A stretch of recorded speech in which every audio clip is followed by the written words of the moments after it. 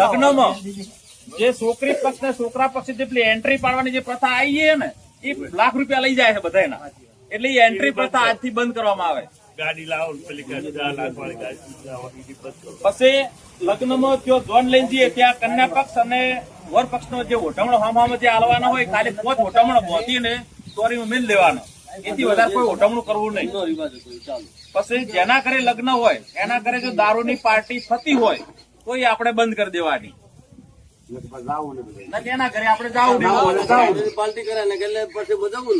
પછી આપણા સમાજમાં જેમ પ્રથા પાછળ ખૂબ ખર્ચો થાય છે, તે જેમ પ્રથા પણ આજથી બંધ કરી દેવાની.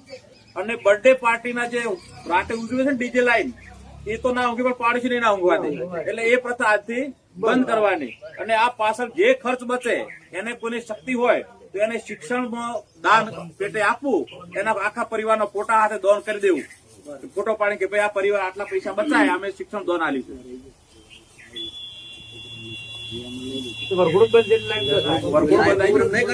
પછી લગ્નમાં લાઈવ પ્રોગ્રામ અને વરઘોડો બંધ કરી દેવાનો.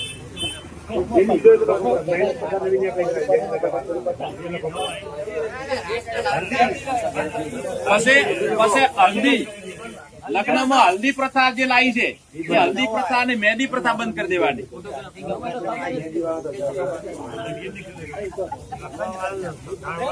પછી ફોટા જેટલા પાડવા એટલા ફોનમાં ને સાદા કેમેરાથી પાડવા, પણ વિડીયો કેસેટ ને બેસેટ જે આપણે ટાઈપા કરે છે ને ડ્રોન કેમેરાના એરા બધા બંધ કરી દેવાના. રાખવી ને કોઈને મેઠો કરવો હોય તો એના ઘરે કોઈ નાથ ગંગા એના ઘરે જમવા બેસવાનું નહીં. પછી લોકાચારમાં મરણ જે દિવસે કોઈના ઘરે થાય એ દિવસે એના તનના હગા સિવાય અન્ય હગાને કોઈ ફોન કરીને બોલાવવાના ને ગોમ જન થઈ એની ક્રિયા પૂરી કરવાની. પછી એ 5 દિવસ જે આપણે શોક પ્રક્રિયા હોય એમાં કહુંબા પ્રથા બંધ રાખવાની, એમાં કોઈ કહુંબા બહુંબા કશું રાખવાનું પણ લાવવાનું નહીં. પછી તનના હગ સિવાય કુટુંબ સિવાય બીજા જે હગાવાલા જે કોટિયા લઈને જે આવે છે એ કોટિયા કોઈને લઈને આવવાનું નહીં. પછી ભોગ ભગાવો છે જે દિવસે એ દિવસે જે લોટા અને હાડીઓ ને જે આલો છો એ પ્રથા બંધ કરી દેવાની.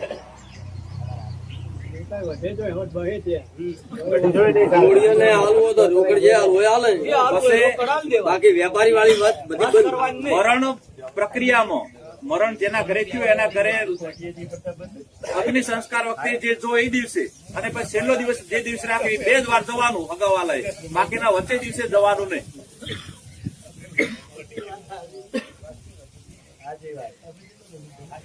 અને છેલ્લો મુદ્દો એવો લીધો હતો કે ચૂંટણી જે પંચાયત ની આવે કે વિધાનસભા જે આવે એ ચૂંટણીમાં દારૂ પ્રથા ના થાય, એટલે નવા યુવા દારૂ એ ના સડે એવો પ્રયત્ન કરવાનો. હરેક ગામ ને દારૂ કાઢવાની બંધી કરાઈ દો. દારૂ ગાળતા હોય તો પીવી ગાળવાની વાત. પછી ફૂલ તેરવા જે જોઈશે ફૂલ તેરવા જે જોશો એમાં તનના હગ સિવાય બધા હગવાલા બોળો લઈને જવાનું નહીં, એક ગાડી લઈને જવાનું અને ફૂલ તેરીને એની વિધિ કરી અને આપણે પરત આવવાનું. અને આ નિયમોનું પાલન ના કરે એને 21,000 રૂપિયા નાથ ગંગાએ ભેગા થઈને દંડ કરવાનો. એ દંડ શિક્ષણ કાર્ય માલ દેવાનો.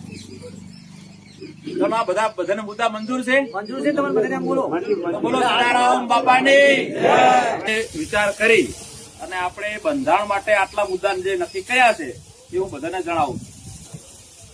લગ્નમાં ખર્ચ ઘટાડવા માટેની જે પ્રશ્ન મૂક્યો એની અંદર ડીજે બંધ કરવાનું છે, ફટાકડા બંધ કરવાના છે, ઓઢમણા બંધ, અને કોઈને કરવું હોય તો રોકડમાં આપી શકાય. સગપણમાં 11 વ્યક્તિ સુધી સગપણ માટે જવાનું, અને સગપણમાં એક ખાલી ચોદીની પાયલ લઈ જવાની, એથી વધારે દાગીનો કોઈ લઈ જાવો નહીં. પછી લગ્નમાં છોકરા પક્ષે એક મંગળસૂત્ર, 500 ગ્રામ ચોદીના જે દાગીના થઈ શકે એટલા વધુ 500 ગ્રામ સુધીના ચોદીના દાગીના અને 1 તોલા સુધીના સોનાના દાગીના લઈ જવાનું. પછી સગાઈમાં જે ફોન આપે આપણો સમાજ આપે ઘણા છોકરીઓને, એ ફોન બંધ કરી દેવાનો આપવાનો.